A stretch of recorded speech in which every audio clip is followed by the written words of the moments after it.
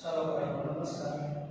આ ચેપ્ટરમાં આપણે માત્ર કન્સેપ્ટ બધા જોવાના છે. પરીક્ષાના પોઈન્ટ ઓફ વ્યૂથી આ ચેપ્ટરમાં લગભગ કોઈ થિયરી કરવાની હશે નહીં, બરાબર? ચાલો આપણે બધા ખાલી કન્સેપ્ટ જોઈ જવાના. તો કારણ કે આપણે પહેલી તારીખથી ટ્રેન ચાલુ કરીએ તો દેખીતી વાત છે કે આમાં આખી થિયરી પરીક્ષાના પોઈન્ટ ઓફ વ્યૂથી માત્ર કન્સેપ્ટ ક્લિયર કરવાના પોઈન્ટ ઓફ વ્યૂથી આપણે બધી થિયરી લઈશું. ચાલો આ ટોપિકમાં આપણે થર્મોડાયનેમિક્સ નો પહેલો નિયમ જોયો હતો. ચાલો થર્મોડાયનેમિક્સ નો પ્રથમ નિયમ આ આપણે જોયો હતો. ચાલો થર્મોડાયનેમિક્સ નો પ્રથમ નિયમ તો એ તમને ખબર છે કે તંત્ર કે વાયુ એ પરિસરમાંથી ડેલ્ટા ક્યુ જેટલી ઉષ્મા મેળવે. એ ઉષ્માનો અમુક ભાગ આંતરિક ઊર્જાના ફેરફારમાં વપરાય અને બાકીનો ભાગ એ કાર્ય કરવામાં વાપરે. ડેલ્ટા યુ આને ઘણી વખત ડેલ્ટા ઈ ઇન્ટરનલ આંતરિક ઊર્જા માટે ડેલ્ટા ઈ ઇન્ટરનલ પણ જોવા મળશે. ચાલો બરાબર છે. અને આમાં ચિહ્ન સાથે લેવાનું. આમાં એક વસ્તુ ધ્યાન રાખવાની કે જો તંત્ર ઉષ્મા મેળવે તો Q પ્લસ લેવું, ઉષ્મા ગુમાવે તો માઈનસ. તંત્ર પર કાર્ય થાય તો ધન અને તંત્ર વડે કાર્ય થાય તો ઋણ. એટલે આમાં કેટલીક બાબતો ધ્યાન રાખવાની કે જો તંત્ર ઉષ્મા ગુમાવે, જો તંત્ર ઉષ્મા ગુમાવે તો Q પ્લસ લેવું. જો તંત્ર ઉષ્મા ગુમાવે કારણ કે ઓછી થાય તો માઈનસ લેવું. જો તંત્ર ઉષ્મા મેળવે, જો તંત્ર ઉષ્મા મેળવે તો Q પ્લસ લેવું. ચાલો તંત્ર વડે કાર્ય થાય તો ઋણ લેવું. જો તંત્ર વડે કાર્ય થાય, તંત્ર વડે કાર્ય થાય તો W ઋણ લેવું. આપણે કેમિસ્ટ્રી કરતા હોય કેમિસ્ટ્રીમાં તમે લગભગ ધન લેતા ને. અને તંત્ર પર કાર્ય થાય, જો તંત્ર પર કાર્ય થાય, તંત્ર પર કાર્ય થાય તો W પ્લસ લેવું. ચાલો એક વસ્તુ આટલી યાદ રાખજો, બરાબર? હવે આપણે Cp અને Cv વચ્ચેનો સંબંધ આદર્શ વાયુ માટે તમે કેમિસ્ટ્રીમાં ભણી ગયા છે એટલે આપણે ટૂંકમાં સમજી લઈએ. ચાલો આદર્શ વાયુ માટે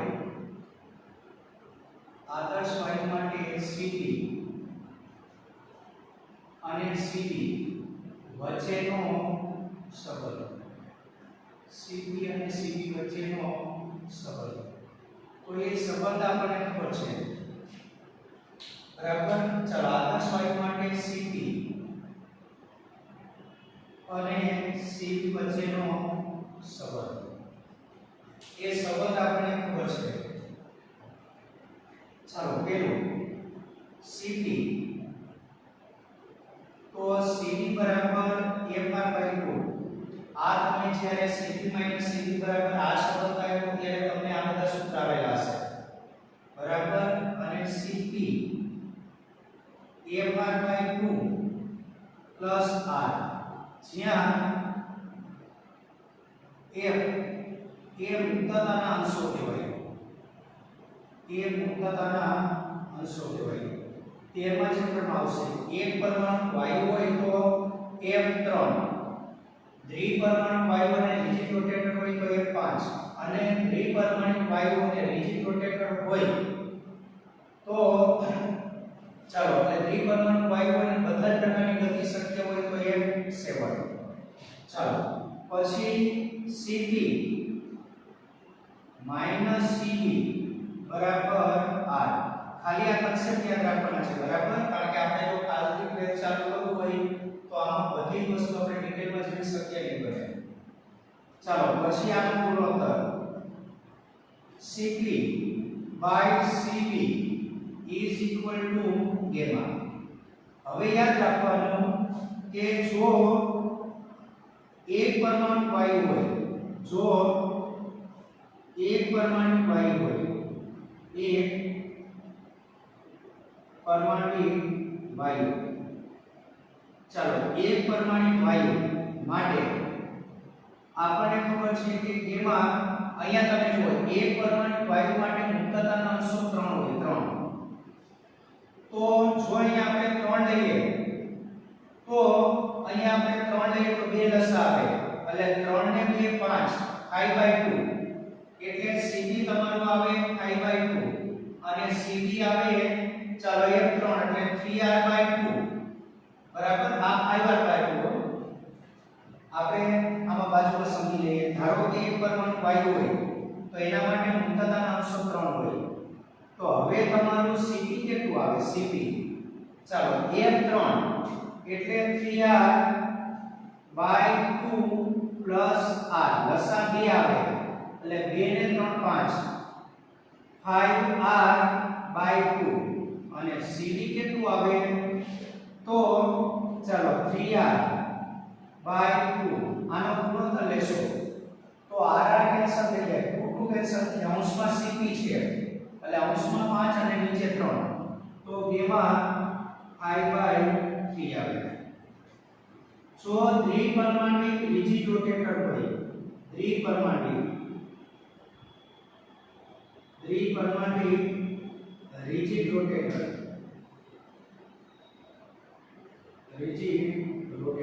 રકમમાં લખેલું હશે રિજિડ રોટેટર છે મતલબ ચાર ગતિ નથી થતી, રિજિડ રોટેટર. તો વાયુ માટે આપણને ખબર છે કે જેમાં એના મુક્તતાના અંશો છે ને 5 કહેવાય, 5. તો આમાં તમે 5 મૂકો, 5 અને 2 લસા આવે 7, એટલે એ તમારું આવશે અહીંયા 5/3. હવે એડ કરતા જવાનું, અને એકી સંખ્યા ઉપર મોટી એકી સંખ્યા, નીચે નાની એકી સંખ્યા 7/5. ચાલો દ્વિપરમાણિક વાયુ માટે, દ્વિપરમાણિક વાયુ માટે રિજિડ રોટેટર ન હોય ત્યારે ચાલો દ્વિપરમાણિક વાયુ માટે એમાં એ નીચે આના મુક્તતાના અંશો 3 હોય, નીચે જેટલા મુક્તતાના અંશો હોય તેટલા રાખવાના, ઉપર પ્લસ 2 કરીને, એટલે આમાં મુક્તતાના અંશો 3 હોય એટલે 5/3, આમાં 5 હોય એટલે 5/7, આમાં 7 હોય તો 7/9. ચલો આટલું ધ્યાન રાખવાનું, બરાબર. હવે આપણે કેટલીક થર્મોડાયનેમિક્સ પ્રક્રિયા લેવાની છે. ચાલો કેટલીક થર્મોડાયનેમિક પ્રક્રિયાઓ, બરાબર. એના માટે થોડુંક આ યાદ રાખજો. આપણને ખબર છે કે આંતરિક ઊર્જાનું સૂત્ર U બરાબર 1/2 μr/T અને આંતરિક ઊર્જાના ફેરફારનું સૂત્ર ડેલ્ટા UB કહેવાય ને ડેલ્ટા E ઇન્ટરનલ P કહેવાય. ચાલો આનું સૂત્ર આપણને ખબર છે 1/2 μr ડેલ્ટા T. એમાં F એ મુક્તતાના અંશો, F એ મુક્તતાના અંશો. એક પરમાણુ વાયુ માટે F3 હોય, આના માટે F3, આના માટે F5, આના માટે F7, આમાં ચાર ગતિ નો થતી હોય. ચાલો તો F/2 μr delta T thermodynamics નો આપેલો નિયમ, બરાબર. હવે બીજી એક વસ્તુ, થર્મોડાયનેમિક્સ માં કાર્યનું સૂત્ર આજે આપણે યાદ રાખવું પડશે. થર્મોડાયનેમિક્સ માં કાર્ય, તો થર્મોડાયનેમિક્સ માં કાર્ય છે W બરાબર, ચાલો થર્મોડાયનેમિક્સ માં કાર્ય ઇન્ટિગ્રેશન P into dV, ચાલો VI V1 ક્યુ અને 2 ક્યુ, V1 V2 આ સૂત્રથી મળે. એટલે થર્મોડાયનેમિક્સ માં કાર્ય તમને હંમેશા આ સૂત્રથી મળે. અને કાર્ય એ P વિરુદ્ધ V, ચાલો આ કાર્ય P વિરુદ્ધ V આલેખ વડે ઘેરાયેલા ઘેરાયેલા ભાગના ક્ષેત્રફળ જેટલું હોય, ઘેરાયેલા ભાગના ક્ષેત્રફળ જેટલું હોય. દાખલા તરીકે ધારો કે તમારું P વિરુદ્ધ V નો આલેખ છે, P વિરુદ્ધ V નો આલેખ, અને તમારો આલેખ ધારો કે આ રીતે છે, બરાબર. તો અહીંયા કાર્ય એ આ જે ઘેરાયેલો ભાગ છે, આ ઘેરાયેલો ભાગ, ચાલો એના ક્ષેત્રફળ જેટલું હોય, બરાબર. એટલે થર્મોડાયનેમિક્સમાં કાર્ય W બરાબર V1 V2 P dV આ સંકલનથી મળે, અને આ કાર્ય એ P વિરુદ્ધ V આલેખ વડે ઘેરાયેલા ભાગના ક્ષેત્રફળ જેટલું હોય. ચાલો આટલું ધ્યાન રાખો, પછી આપણે થર્મોડાયનેમિક્સ પ્રક્રિયા લઈ લઈએ. અહીંયા આપણે એક વસ્તુ શું કરવાનું, કેમિસ્ટ્રી કરતા આવડે જવાનું, એટલે તંત્ર વડે કાર્ય થાય તો એ ધ્યાન લેવું, અને તંત્ર પર કાર્ય થાય, તંત્ર વડે કાર્ય થાય મતલબ તંત્રનું વાયુનું વિસ્તરણ થતું હોય, વાયુનું વિસ્તરણ થતું હોય તો કાર્ય ધ્યાન લેવું, અને જો વાયુનું સંકોચન થતું હોય, કદ ઘટતું હોય, વાયુનું સંકોચન થાય મતલબ કદ ઘટે, બરાબર, તો કાર્ય ધ્યાન લેવું. ચાલો આટલું જોઈ લઈએ. પછી હવે આપણે જુદી જુદી થર્મોડાયનેમિક પ્રક્રિયા જોવાની.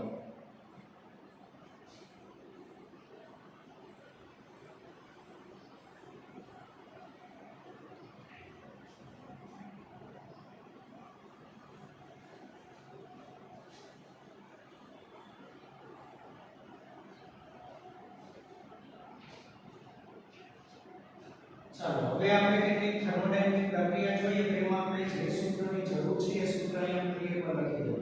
ચાલો થર્મોડાયનેમિક્સનો પહેલો નિયમ ડેલ્ટા ક્યુ, અને આપણને હવે ડેલ્ટા યુ ને સૂત્રનું કરતા બનાવો તો કેવી રીતે લખાય, ડેલ્ટા ક્યુ જેટલી ઉષ્મા મેળવે એમાંથી કાર્યમાં વાપરી નાખી ડેલ્ટા ડબલ્યુ જેટલી, બાકીની આંતરિક ઊર્જાના ફેરફારમાં. ચાલો એક આટલું ધ્યાન રાખો. પછી થતા કાર્યનું સૂત્ર આપણને ખબર છે, ઇન્ટિગ્રેશન v1 થી v2 p dv. થર્મોડાયનેમિક્સમાં કાર્ય હંમેશા આ સૂત્રથી મળે, બરાબર. થર્મોડાયનેમિક્સમાં કાર્ય હંમેશા આ સૂત્રથી મળે. ચાલો પછી ત્રીજું આંતરિક ઊર્જાનું સૂત્ર. તો એ આંતરિક ઊર્જાનું સૂત્ર આપણને ખબર છે, u બરાબર F/2 μ r t, બરાબર. અને ફેરફાર હોય તો ડેલ્ટા યુ બરાબર F/2 μ r ડેલ્ટા t. આ ચેપ્ટરમાં ખાલી કન્સેપ્ટ જોવાના છે, પરીક્ષા માટે રાઇટિંગમાં ચેપ્ટરની ચિંતા ન કરતા, બરાબર. કન્સેપ્ટ ખાલી ક્લિયર કરવાના. ચાલો આટલું ધ્યાન રાખો. હવે કેટલીક થર્મોડાયનેમિક્સ પ્રક્રિયા, ચાલો કેટલીક થર્મોડાયનેમિક્સ પ્રક્રિયાઓ, કેટલીક થર્મોડાયનેમિક પ્રક્રિયાઓ.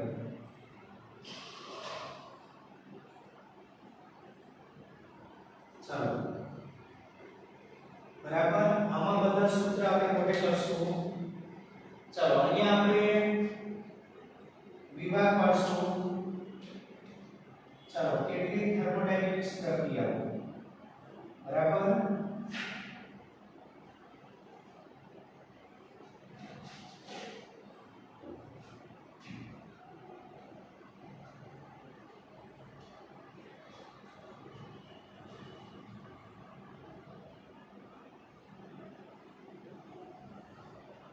ચાલો અહીંયા આપણે પ્રક્રિયા લખશું. પ્રક્રિયાઓ, ચાલો પહેલી લખશું સમતાપી.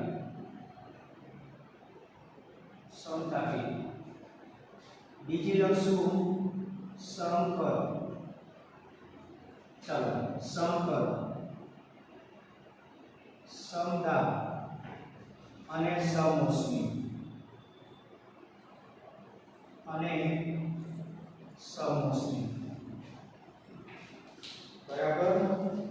ચાલો આ પ્રક્રિયાઓના આપણે નામ લખી દીધા. આ બધી જુદી જુદી પ્રક્રિયા.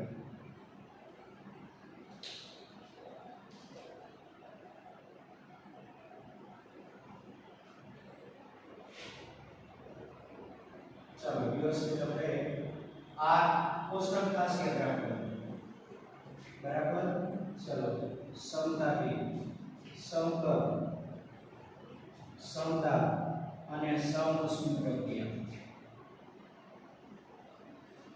ચાલો આટલું આપણે ધ્યાન રાખશું બરાબર હવે પ્રક્રિયામાં આપણે પહેલો ક્રમ લઈ લઈએ ચાલો પહેલું આપણે છે ને દરેક પ્રક્રિયામાં અચળ કઈ વસ્તુ લે છે તે આપણે વ્યાખ્યા જરૂર નથી પણ એટલું યાદ રાખજો સમતાપી પ્રક્રિયા કોને કહેવાય તો આ ચેપ્ટર છે થર્મોડાયનેમિક્સ ને તો જે થર્મોડાયનેમિક પ્રક્રિયા દરમિયાન તંત્રનું તાપમાન અચળ રહેતું તાપ એટલે તાપમાન કદ સમકદ એટલે કદ દાબ અને સમઉષ્મી ઉષ્મા ઉષ્મા સરખી એટલે આની વ્યાખ્યા શું લખાય છે જે થર્મોડાયનેમિક પ્રક્રિયા દરમિયાન તંત્રનું તાપમાન અચળ રહેતું હોય ચાલો તે પ્રક્રિયાને સમતાપી પ્રક્રિયા કહેવાય જે થર્મોડાયનેમિક પ્રક્રિયા દરમિયાન ચાલો જે થર્મોડાયનેમિક પ્રક્રિયા દરમિયાન તંત્રનું પદ અચળ રહેતું હોય તો એને સમકદ વ્યાખ્યા જરૂર નથી ખાલી યાદ રાખજો જે થર્મોડાયનેમિક પ્રક્રિયા દરમિયાન તંત્રનું દબાણ અચળ રહેતું હોય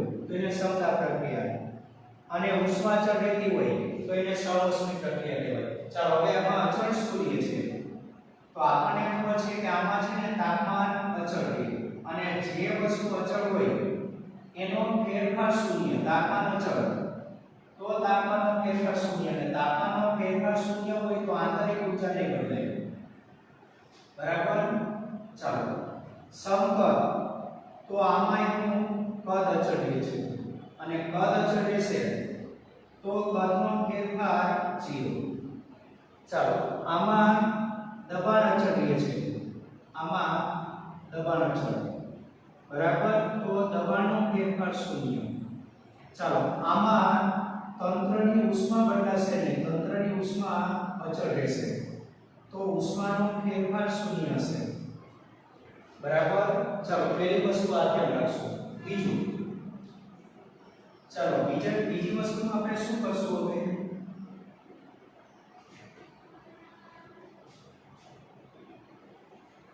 ચાલો બીજી વસ્તુમાં આપણે કાર્ય લઈ લઈએ કાર્યના અમુક સૂત્ર તમારે કેમિસ્ટ્રી કરવું પડશે અમુક સૂત્ર ડાયરેક્ટ આપણે યાદ રાખશું કાર્ય ચાલો તો સમતાપી પ્રક્રિયામાં કાર્ય W કહેશો તો બી ચાલે ડેલ્ટા W કહેશો તો બી ચાલે અહીંયા ડેલ્ટા W દીધેલું છે એટલે કાર્ય delta W mu r t ln ચાલો અંતિમ કર છેદમાં પ્રારંભિક કર બરાબર mu r t ln v2/v1 હવે બોયલના નિયમ મુજબ આપણને ખબર છે બોયલના નિયમ મુજબ આપણને ખબર છે કે ચાલો pb બરાબર અચળ એટલે p ચલે છે 1/v બોયલના નિયમ મુજબ તાપમાન અચળ ને તમારું આદર્શ વાયુ અવસ્થા સમીકરણ pv mu RT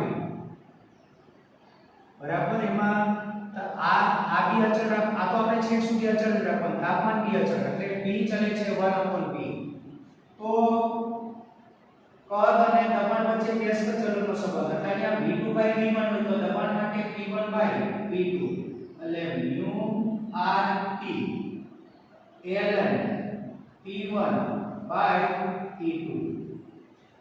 ચાલો આમાં આટલું યાદ રાખવાનું બરાબર સમકદ પ્રક્રિયામાં આપણને ખબર છે કે કદ અચળ રહે છે અને કદ અચળ રહેતું હોય આને તમે સંકલન કરો તો તમારું સૂત્ર આવે છે p ડેલ્ટા v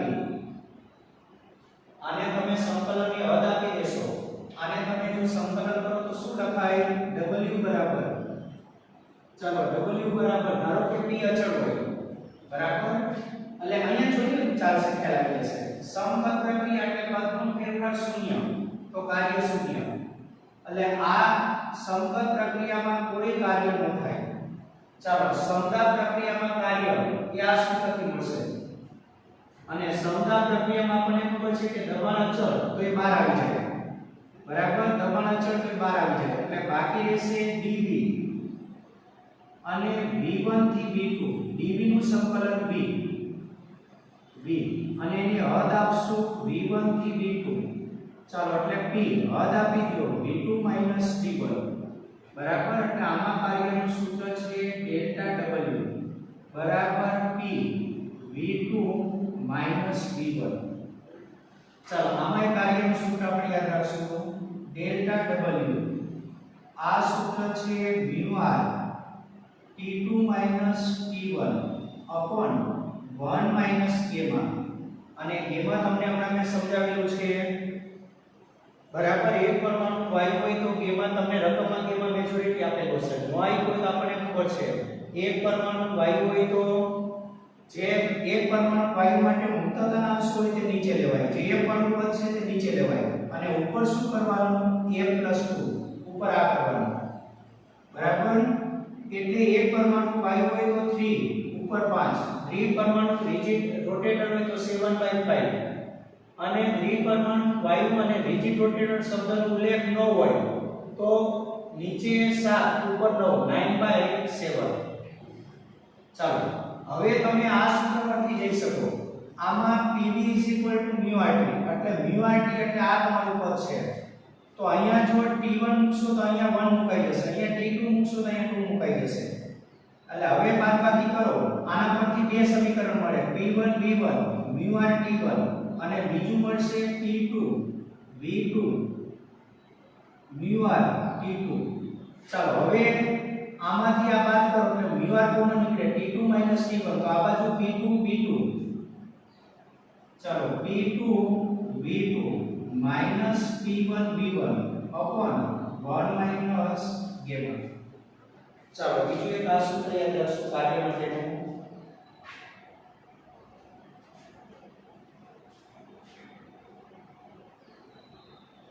ચાલો ત્યાર પછી ઉષ્મા Q બરાબર કાર્ય ડેલ્ટા W ની વાત કરીએ ઉષ્મા ચાલો ઉષ્મા ડેલ્ટા Q ની વાત કરીએ તો સમતાપી પ્રક્રિયામાં આપણને ખબર છે કે સમતાપી પ્રક્રિયામાં તાપમાનનો ફેરફાર 0 જો ડેલ્ટા T શૂન્ય હોય તો ડેલ્ટા U શૂન્ય અને ડેલ્ટા U શૂન્ય હોય બરાબર તો ડેલ્ટા Q આ શૂન્ય તો આગળ આવી જાય તો ડેલ્ટા Q એ કોના બરાબર થાય ડેલ્ટા W એટલે ડેલ્ટા W નું જે સૂત્ર છે તે ડેલ્ટા Q નું સૂત્ર ઉપરનું છે. ચાલો સમતલ પ્રક્રિયામાં કોઈ વસ્તુ શૂન્ય નહીં થાય બરાબર એટલે ઉષ્મા માટેનું સૂત્ર ચાલો એ ઉષ્મા માટેનું સૂત્ર આપણને ખબર છે delta Q mu Cp delta T આ જરા યાદ રાખશો આ સમકક્ષ છે એટલે Cp નું સોરી સમકક્ષ છે તો Cp. ચાલો સમતાપ તો આમાં ઉષ્મા માટેનું સૂત્ર mu Cp ડેલ્ટા T આ વાયુ માટે આ જે બંને સૂત્ર લખો છો એ વાયુ માટે ઘન પદાર્થ માટે હોય ને ઘન પદાર્થ માટે તો ત્યાં જથ્થો નહીં દળ લેવાય એમ Cv ડેલ્ટા T આ ઘન માટે તો આમાંથી ઘન માટે ડેલ્ટા Q ચાલો જથ્થો mu ની જગ્યાએ શું આવે એમ Cp ડેલ્ટા T આ બધા સૂત્ર બી તમારી બુકમાં ડાયરેક્ટ સ્વીકારેલા છે પણ આપણે યાદ જ રાખવા પડશે એ લોકોએ સાબિતી વગર આ સૂત્ર બધા આપી દીધેલા છે. ચાલો સહઓષ્મી પ્રક્રિયામાં ડેલ્ટા Q શૂન્ય અને ડેલ્ટા Q શૂન્ય બરાબર ચાલો સહઓષ્મી પ્રક્રિયામાં ડેલ્ટા Q શૂન્ય છે. ચાલો થયું હવે આપણે ચાલો ડેલ્ટા W ની વાત કરી ડેલ્ટા Q ની હવે આંતરિક ઊર્જાની વાત કરીએ.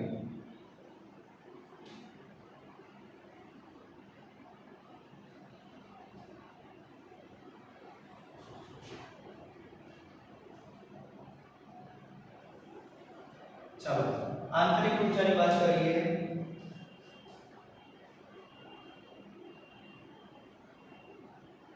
આંતરિક ઊર્જા અને આપણે એમાં ફેરફાર લેવાનો છે આંતરિક ઊર્જાનો ફેરફાર ડેલ્ટા U ઓર ડેલ્ટા E ઇન્ટરનલ.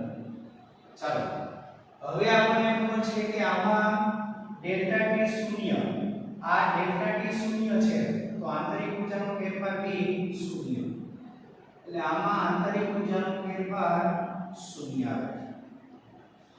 ચાલો સમકક્ષ પ્રક્રિયામાં આપણને ખબર છે કે ડેલ્ટા W શૂન્ય બરાબર. તો ડેલ્ટા U ડેલ્ટા Q બરાબર એટલે ડેલ્ટા U એ ડેલ્ટા Q એટલે ડેલ્ટા Q માટેના જે સૂત્ર છે ડેલ્ટા U માટેના આમાં એક પણ વસ્તુ શૂન્ય નહીં હોય બરાબર. તો આમાં શું કરવાનું તમારે અહીંયા નીચે આપણે સમજાવી દઈએ. આમાં શું કરવાનું છે જો તમારું આ સૂત્ર ડેલ્ટા U નું સૂત્ર બરાબર ડેલ્ટા U. તો ડેલ્ટા U બરાબર શું ડેલ્ટા Q એટલે mu Cp delta T minus delta W નું સૂત્ર. ચાલો ડેલ્ટા W એટલે P ડેલ્ટા V. સમતા પ્રક્રિયામાં આપણને ખબર છે આને તમે લખી શકો P ડેલ્ટા V. હવે Pv mu RT અહીં આપણે લખી દઈએ. ચાલો Pv mu RT બરાબર. એટલે આમાં દબાણ અચળ છે એટલે આમાં ફેરફાર કરો એટલે આમાં ફેરફાર થાય એટલે P ડેલ્ટા V બરાબર mu R ડેલ્ટા T હશે આટલું. ચાલો એટલે કાર્યની જગ્યાએ તમે શું લખી શકો ત્યાં કાર્યનું સૂત્ર આ છે P ડેલ્ટા V. તો P ડેલ્ટા V ની જગ્યાએ તમે શું લખી શકો mu R ડેલ્ટા T. એટલે અહીંયા લખી શકાય mu R ડેલ્ટા T. ચાલો આમાંથી કોમન શું નીકળે એક તો mu અને ડેલ્ટા T જે કોમન નીકળે એને પાછળ લખ્યું એટલે બાકી શું રહેશે Cp - R. હવે તમને ખબર છે કે Cp Cp બરાબર R. તો Cp - R એટલે આ બાજુ જાય તો આ બાજુ જાય તો Cp - R એટલે Cv. આનું સૂત્ર છે mu Cv ડેલ્ટા T. ચાલો એટલે તમારું આનો આંતરિક ઊર્જાના ફેરફારનું સૂત્ર ડેલ્ટા U નું સૂત્ર mu Cv ડેલ્ટા T. જુઓ સમતા પ્રક્રિયામાં Cv આવી ગયું છે આટલું. ચાલો સહઓષ્મી પ્રક્રિયામાં આપણને ખબર છે કે ડેલ્ટા Q શૂન્ય. તો ડેલ્ટા U કોના બરાબર હોય માઈનસ ડેલ્ટા W નું સૂત્ર છે. તો ડેલ્ટા U એ માઈનસ ડેલ્ટા W બરાબર થાય બરાબર. ચાલો ત્યારબાદ છેલ્લું આદર્શ વાયુ અવસ્થા સમીકરણનું સ્વરૂપ. ત્રણે ત્રણમાં આદર્શ વાયુ અવસ્થા સમીકરણ કેવું આવે એ આપણે લઈ લઈએ.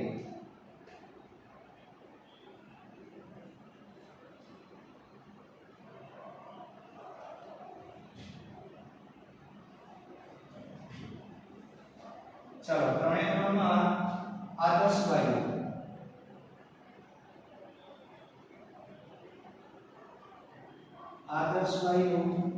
અવસ્થા સમીકરણ. ચાલો આદર્શ વાયુ અવસ્થા સમીકરણ આપણે ખબર છે Pv mu RT બરાબર. તો આમાં T અચળ એટલે આ પદ આખું અચળ થઈ જાય તો P અને V વચ્ચે વ્યસ્ત ચલનનો સંબંધ એટલે P ચલે છે 1/v બોયલનો નિયમ. ચાલો આમાં શું અચળ આમાં પદ અચળ એટલે P ચલે છે T પદ અચળ એટલે આ પણ પદ અચળ એટલે આમાં P ચલે છે T બરાબર. P ચલે છે T. ચાલો સમતા પ્રક્રિયામાં દબાણ અચળ P અચળ એટલે V ચલે છે T. અને આ પ્રક્રિયામાં ધ્યાન રાખજો ત્રણ સૂત્ર આવે છે. પહેલું સૂત્ર બહુ અગત્યનું ખાસ યાદ રાખજો Pv gamma બરાબર અચળ. પહેલું સંબંધ Pv gamma બરાબર અચળ. હવે આ તો P અને V વચ્ચેનો સંબંધ થયો. ધારો કે તમારે V અને T વચ્ચેનો સંબંધ જોઈતો હોય તો તમને ખબર છે કે Pv gamma બરાબર અચળ. ધારો કે મારે T નહીં V અને T વચ્ચેનો સંબંધ જોઈએ છે V અને T વચ્ચેનો તો હું શું કરીશ બાકીનું બધું અચળ ધારી લઈશ. ચાલો એટલે આ સૂત્રમાં Pv mu RT બાકીનું અચળ ધારો એટલે મારે P ને નોટ કરવું છે ને. ચાલો P ને નોટ કરી એટલે Pv ચલે છે T મારે p નો લોપ કરવો છે તો p ની જગ્યાએ હું શું મૂકીશ અને અચળાંક આવે તો આમાં જતું રહેશે બરાબર ચલન કાઢવા માટે અચળાંક આવે એ આમાં જતું રહેશે ચાલો આપણે p ની જગ્યાએ હું શું મૂકી શકું p ની જગ્યાએ p/v એટલે અહીંયા t/v v રેસ ટુ કેમાં આ પહેલું સ્વરૂપ બીજું સ્વરૂપ મેળવવા માટે આપણે આ રીતે જવાનું બરાબર અચળ ચાલો આને ઉપર લાવી દો તો t આ ઉપર આપણે ઘાતાંક -1 થાય એટલે v વાળું પદ ભેગું કરી દો ગેમા -1 ચાલો બીજું સ્વરૂપ છે tb રેસ ટુ ગેમા -1 બરાબર અચળ હવે તમારે ત્રીજો સંબંધ જોઈએ છે આ ત્રીજા સંબંધમાં ધારો કે તમારે કોનો લૂપ કરવો છે ચાલો અહીંયા p અને b વચ્ચેનો સંબંધ t અને b હવે બાકી કોનો રહ્યો ચાલો p અને b વચ્ચેનો આવી ગયો p અને b વચ્ચેનો હવે p અને t વચ્ચેનો આનો સંબંધ જોઈએ છે તો લોપ v નો કરવાનો ને તો હવે v ની જગ્યાએ શું મૂકશું v ની જગ્યાએ ચાલો v ની જગ્યાએ મૂકવો હોય તો p છેદમાં જાય ને એટલે t/p અને રેસ ટુ કેટલા ગેમા બરાબર અચળ ચાલો p t raise to gamma upon આને કઈ ઘાતાંક નથી એટલે 1 સમજાય p રેસ ટુ ગેમા બરાબર અચળ બરાબર ચાલો આને ઉપર લઈ લો એટલે ગેમા માઈનસ થઈ જાય આધાર સાથે તો ઘાતાંકની પછી ઘાતાંક ભેગા કરજો એટલે p raise to 1 minus gamma into t raise to gamma બરાબર અચળ ચાલો એટલે ત્રીજો સંબંધ આવે છે ચાલો ત્રીજો સંબંધ આવે છે t raise to 1 minus gamma into ચાલો t રેસ ટુ ગેમા બરાબર અચળ એમાં પહેલો સંબંધ બહુ અગત્યનો અને પહેલો સંબંધ યાદ રહેશે તો બાકીનું બધું પણ યાદ રહેશે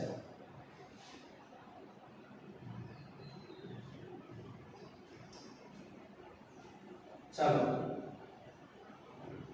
આટી પ્રક્રિયા અને છેલ્લી એક પ્રક્રિયા આવે છે ચક્રીય પ્રક્રિયા આ 1 2 3 4 અને 5ની ચક્રીય પ્રક્રિયા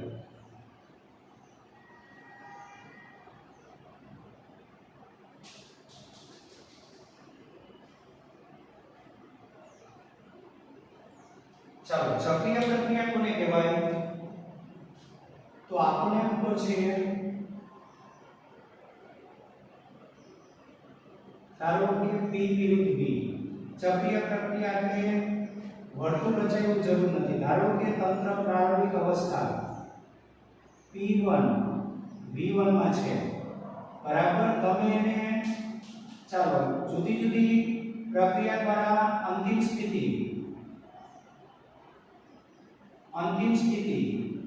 p2 v2 સુધી લઈ જાઓ છો અને ત્યાંથી ફરી પાછા તમે તેને ચાલો મૂળ સ્થિતિમાં પાછા લાવો છો બરાબર અને આપણે આખો બંધારો રચાય તો આને ચક્રીય પ્રક્રિયા કહેવાય એટલે તંત્ર શરૂઆતમાં જે સ્થિતિમાં હોય તે સ્થિતિમાં છેલ્લે પાછો આવી જાય બરાબર એટલે એની આંતરિક ઊર્જામાં કોઈ ફેરફાર નહીં થાય એટલે આવી પ્રક્રિયામાં આપણને ખબર છે કે આંતરિક ઊર્જાનો ફેરફાર ડેલ્ટા U શૂન્ય બરાબર તંત્રની આંતરિક ઊર્જામાં કોઈ ફેરફાર ન થાય કારણ કે તંત્રની પ્રારંભિક અને અંતિમ અવસ્થા એક જ હોય તંત્રની પ્રારંભિક અવસ્થા બરાબર અંતિમ અવસ્થા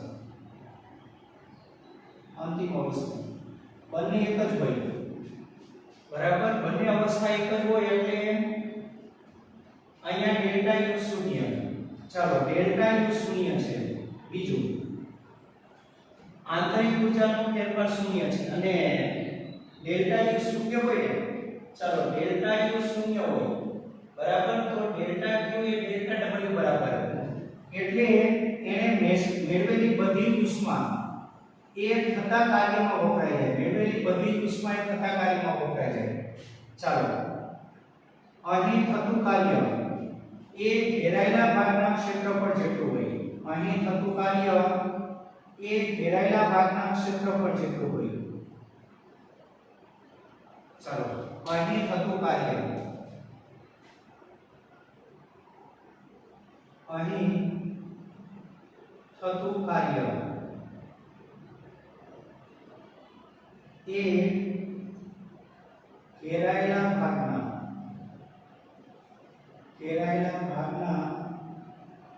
ચાલો ઘેરાયેલા ભાગના ક્ષેત્રફળ જેટલું હોય છે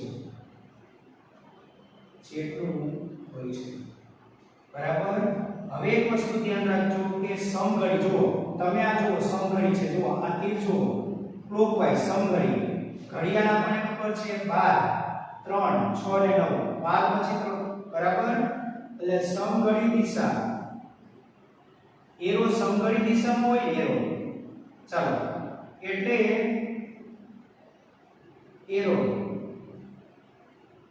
સમઘડી દિશામાં હોય તો W, ચાલો કેવું લેવું ધન, અને એરો જો વિષમઘડી દિશામાં હોય ને તો W ઋણ લેવું। ચાલો તો આ ટોપિકમાં આપણે આટલું ધ્યાન રાખવાનું છે।